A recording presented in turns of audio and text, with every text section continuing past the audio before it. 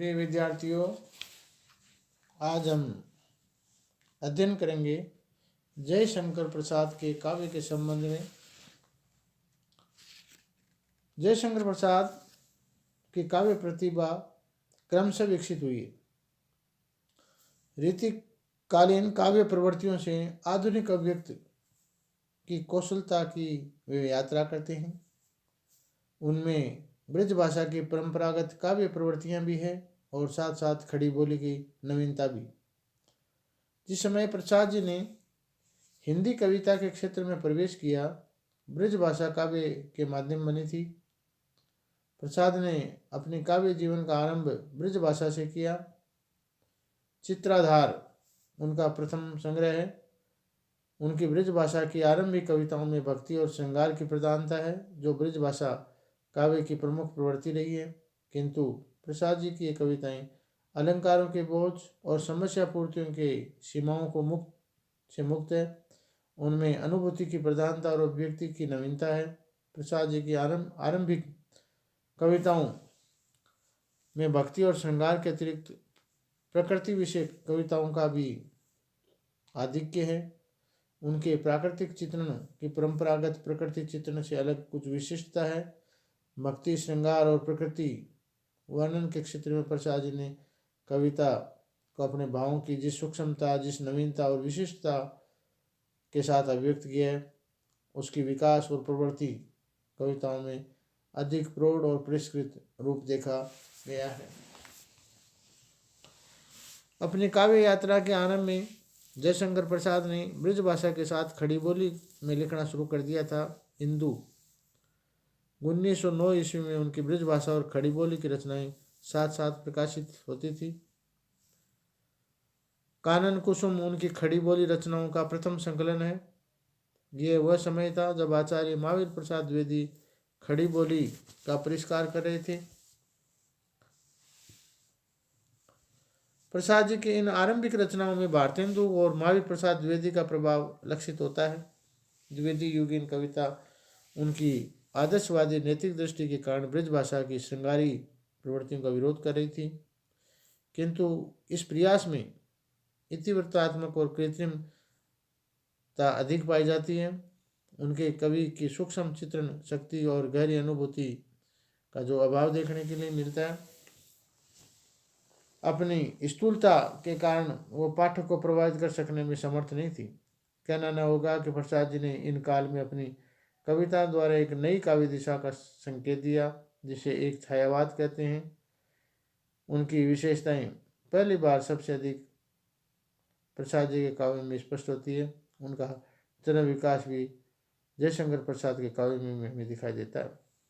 प्रसाद जी ने अपनी परंपराओं को स्वीकार किया है, उनमें सर्वत्र रसग्रहण करते देखे जा सकते हैं। वे संस्कृत काव्य परंपरा से बहुत गहरे प्रभावित थे, साथ ही बंगाल की तत्कालीन काव्य प्रवृत्तियों से भी और यूरोप की नवीन विचारधाराओं से भी उन्होंने युग की प्रेरणा ली और अपने युगीन काव्य प्रवृत्तियों को समाविष्ट करके कविता को एक नई आभा से मंडित किया। किंतु ये स्वीकार करने में कोई हिचक नहीं है कि प्रसाद जी सबसे अधिक प्रभाव भारतीय परंपरा और भारतीय चिंतन का है। वे शायद आधुनिक हिंदी काव्य के सबसे बड़े भारतीय कवि हैं। संस्कृत साहित्य प्रसाद की प्रेरणा का स्रोत रहा है और उनकी आख्यान प्रधान कविताओं का कथानक प्राय संस्कृत साहित्य से चुना गया है। वे भारतीय संस्कृति के कवि हैं। उनके नाटकों के चरित्र और उनकी कामायनी का श्रद्धा भाव भारतीय संस्कृति के प्रतीक है। भारतीय परंपरा और भारतीय संस्कृति का प्रेम उन्हें अतीत की ओर खींचता है। नाटकों में वे देश के अतीत की ओर ले जाते हैं, कामायनी की में अतीत की ओर जाते हैं और आंसू में अपने प्रेम के अतीत की ओर घुमा देते हैं। यह अतीत प्रेम प्रसाद की एक विशेषता है। ये अतीत प्रेम नहीं बल्कि उनकी संस्कृति का प्रेम है। विशाख की भूमिका में प्रसाद जी लिखते हैं कि इतिहास का अनुशीलन किसी भी जाति का अपना आदर्श संगठित करने के लिए लाभदायक होता है। हमारी गिरी हुई दशा को उठाने के लिए हमारे जलवायु के अनुकूल जो हमारी अतीत सभ्यता है, उससे बढ़कर और कोई भी आदर्श हमारे अनुकूल होगा ही नहीं, इसे मुझे पूर्ण संदेह है। कहना न होगा कि प्रसाद जी इन आदर्शों और मूल्यों के कवि हैं। भारतीय संस्कृति और भारतीय दर्शन की लोकमंगल दृष्टि उनके साहित्य में दृष्टिगोचर होती है। प्रेम, त्याग, उत्सर्ग, करुणा, आस्था और निष्काम कर्म भावना को पर वे बार बार जोर देते हैं। उनके नाटक इन मूल्यों को रेखांकित करते हैं। कामायनी में भी श्रद्धा के माध्यम से उन्हें मूल्यों पर जोर दिया है। प्रसाद जिस काल की उपज है वह काल मूल्यों के विघटन और बिखराव का काल है। पश्चिम और पूर्व के मूल्यों का द्वंद्व का काल है। उस समय भारतीय समाज पर पश्चिमी मूल्य हावी हो रहे थे। प्रसाद जी का लक्ष्य था कि एक प्रतिनिधि भारतीय लेखक का दायित्व निर्वाह करते हुए भारतीय मूल्यों की स्थापना का प्रयास करें। जयशंकर प्रसाद के काव्य में क्लासिक गरिमा है। वे उत्प्रेरित करने वाले कवि नहीं हैं। उनकी कविता में जीवन और जगत के बारे में बहुत गहरा मंथन है और ये कहने में बिल्कुल भी संकोच नहीं कि प्रसाद जी एक बौद्धिक कवि है। उनके समाधान में कोई भले ही सहमत नहीं हो, उनकी अभिव्यक्ति अत्यंत प्रौढ़ और परिष्कृत है। उनका उबाल और आवेश नहीं है। उनमें आत्म मंथन के साथ तूफान की बात की शांति है और प्रसाद के कृतित्व में इसीलिए सागर की विराट गरिमा दिखाई देती है। किंतु प्रसाद जी परंपरा के कवि होने के साथ साथ स्वतंत्रतावादी आंदोलनों से एक महत्वपूर्ण कवि भी हैं। वे छायावाद के सबसे प्रमुख कवि माने जाते हैं। उनके काम में स्वच्छंदवादी प्रवृत्तियां भी उतनी महत्वपूर्ण है। वे प्रेम और सौंदर्य के कवि हैं। प्रेम उनके काव्य शरीर में आत्मा की तरह व्याप्त है। उनकी सभी कृतियों में प्रेम की शक्ति और जीवन देता है। प्रेम और सौंदर्य की भूमि पर उनके काव्य का महल निर्मित हुआ है। उनकी दृष्टि में कवि के लिए प्रेम के रहस्य को समझना जरूरी है। चंद्रगुप्त में एक स्त्री पात्र कहती है कि आ सखी, तुम तो कवि हो, तुम प्रेम करना जानती हो और जानती हो कि उसका रहस्य भी। प्रेम पथिक में प्रसाद जी का प्रथम प्रेम काव्य है। इसके अलावा हम विचार यदि थोड़ा सा कामायनी से शुरू करें तो यह पाठ्यक्रम के हिसाब से ज़्यादा प्रासंगिक होगा। प्रसाद की दार्शनिक चेतना का सर्वोत्तम उदाहरण उनकी कृति कामायनी में हमें मिलता है। कामायनी में प्रसाद जी ने समरसता का दर्शन स्वीकार किया है और मनु की कथा के द्वारा जीवन के विविध क्षेत्रों में सामंजस्य की जरूरत पर जोर दिया है। सामंजस्य और संतुलन के भाव में मनु जीवन में अनेक कष्टों और विघ्न बाधाओं से गुजरते हैं। श्रद्धा मनु के प्रति अपने समर्पित है, परंतु मनु उसे छोड़कर भाग जाते हैं। वे ईड़ा को भी समझने में असफल होते हैं और वे नारी की सत्ता को समझने की भी भूल कर बैठते हैं। ऐसे गंभीर मुद्दों को जयशंकर प्रसाद ने अपनी प्रतिभा के बल पर उठाया। तुम भूल गए पुरुषत्व मोह में को सता है नारी की, समरसता है संबंध बनी अधिकार और अधिकारी की। श्रद्धा से मिलकर ही मनु आनंद तक पहुँचते हैं। प्रसाद के अनुसार नारी और पुरुष दोनों एक दूसरे के पूरक हैं। दोनों के सामंजस्य के बिना आनंद की प्राप्ति संभव नहीं है।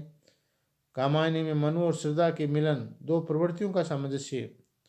मनु व्यक्तिवादी, अहंकारी, स्वेच्छाचारी और निरंकुश है और श्रद्धा विश्व मंगल की कामना करने वाली कोमल, उदार, सात्विक और आदर्शमय नारी है।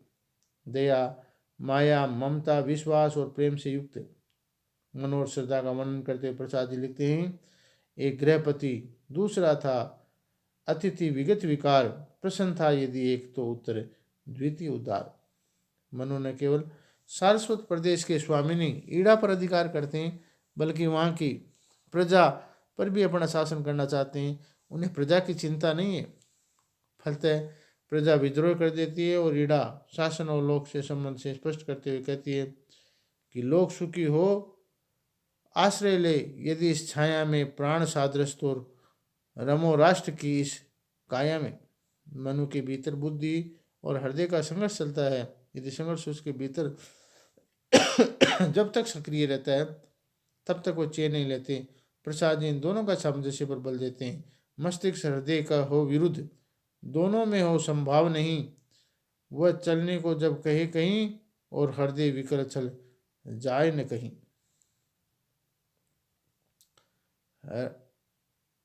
सुख और दुख के सामंजस्य की चर्चा प्रसाद जी ने अपने पूरे साहित्य और स्थान स्थान पर की है। आंसू में वे लिखते हैं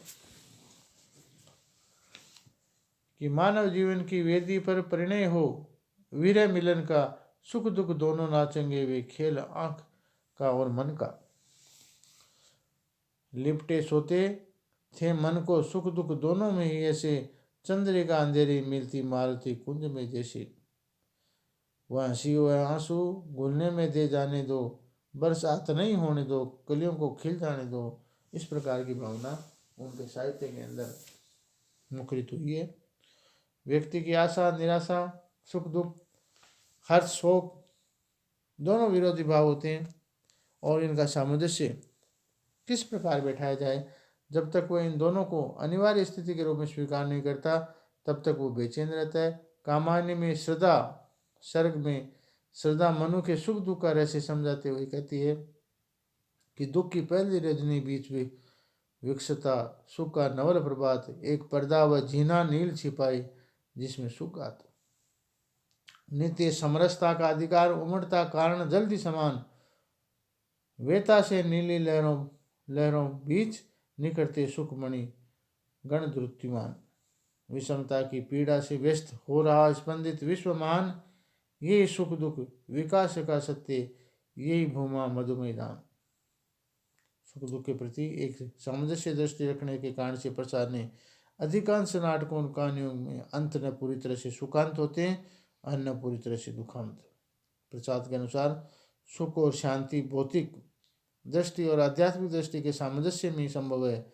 शाश्वत प्रदेश के संघर्ष के बाद मनु ग्लानि के साथ ये महसूस करते हैं कि सोच रहे थे जीवन सुख है, ना ये विकट पहेली है, भाग अरे मनु, इंद्रजाल में कितनी व्यथा न झेली है। प्रसाद कर्म और भोग को में सामंजस्य करते हैं। कर्म का भोग, भोग का कर्म, यही जड़ चेतन चेतन आनंद। वे जीवन की पूर्णता के लिए इच्छा ज्ञान और क्रिया का सामंजस्य पर जोर देते हैं। ज्ञान दूर कुछ किया भिन्न है, इच्छा क्यों न पूरी मन की, एक दूसरे से न मिल सके, ये विडंबना है जीवन की।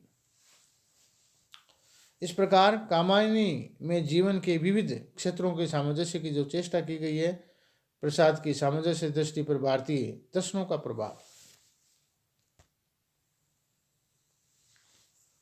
उपनिषदों में भी आत्मा और परमात्मा की एकता पर बल दिया गया है। सांख्य दर्शन में प्रकृति और पुरुष के सहयोग से सृष्टि का जो सृजन माना गया है। शैव दर्शन में विभिन्न शाखाओं में समरसता का सिद्धांत का प्रतिपादन हुआ है। प्रतिभिक्षा दर्शन के अनुसार शिव और शक्ति के मिलन से ही सामंजस्य स्थापित हुआ है। इस स्थिति में सभी प्रकार की द्वैता समाप्त हो जाती है, वही आनंद की स्थिति है। तैत्तरीय उपनिषद में कहा गया है कि आनंद ही ब्रह्म है और ब्रह्म से ही समस्त प्राणी उत्पन्न होते हैं, उत्पन्न होकर आनंद में जीते हैं और इस लोक से प्रस्थान करते समय अंत में आनंद में प्रविष्ट हो जाते हैं। कामायनी की समृद्धता सिद्धांत पर शैव दर्शन के विशेष रूप से प्रभावित है। कामायनी की श्रद्धा भक्ति के बिखरे हुए विद्युत कणों को समन्वित करने की सलाह देती है। शक्ति का विद्युत कण जो व्यस्त विकल बिखरे है निरुपाय, समय उनका करे समस्त विजय ने मानवता हो जाए। वस्तुतः प्रसाद के साहित्य में प्राचीन परंपरा और युग चेतना एक साथ साकार देखी जा सकती है। प्रसाद जी ने बहुत सी आख्यान पर कविताएं लिखी, जिनमें कथा तो प्राचीन है पर कवि की दृष्टि आधुनिक है। कामायनी भी अपने कथानक को लेकर लिखा गया है, पर उसमें अपने युग का चित्रण हुआ है। युग में महत्वपूर्ण समस्याएं जैसे व्यक्तिवाद, समाजवाद, नारी स्वतंत्रता, आधुनिक वैज्ञानिक औद्योगिक क्रांति, प्रसाद जी ने कामायनी में सब संदर्भों को उठाया है। युग का वैषम्य और आपसी विरोध वैषम्य कवि के सामने है। इस प्रकार भारतीयता ही प्रसाद जी की सबसे बड़ी शक्ति और सबसे बड़ी सीमा है। भारतीय दर्शन और चिंतन उनके साहित्य में शक्ति बनकर के उभरे हैं। एक सीमा तक सीमित दायरे में उनको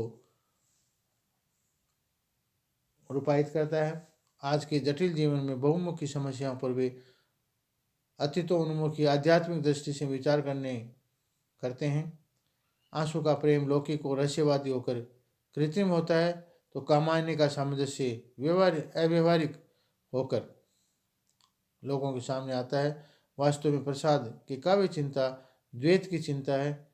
जीवन में व्याप्त द्वैत उनके भीतर इतना मत्ता है कि उन्होंने अपनी कृतियों में बार बार उनकी चर्चा की है। द्वैत, विषमता, समरसता, सुख दुख, आनंद जैसी शब्दावली ने प्रसाद साहित्य सबसे अधिक प्रयोग हुआ है। वह कवि की मूल चिंता को प्रकट करती है। प्रसाद द्वैत और विषमता की पीड़ा से मानवता को मुक्त करना चाहते थे।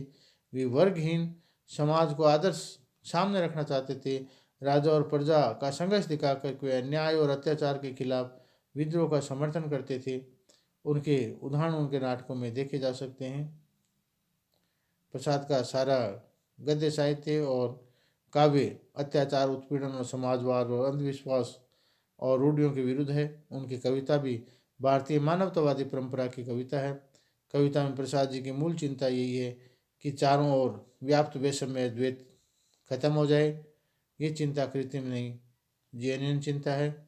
इस चिंता से मुक्ति के लिए अपनी कविता को प्रसाद जी ने जो समाधान देते हैं वे व्यवहारिक और आलोचनात्मक नहीं है। यही वे प्रसाद के काव्य की सीमा है। आज इतना ही। धन्यवाद।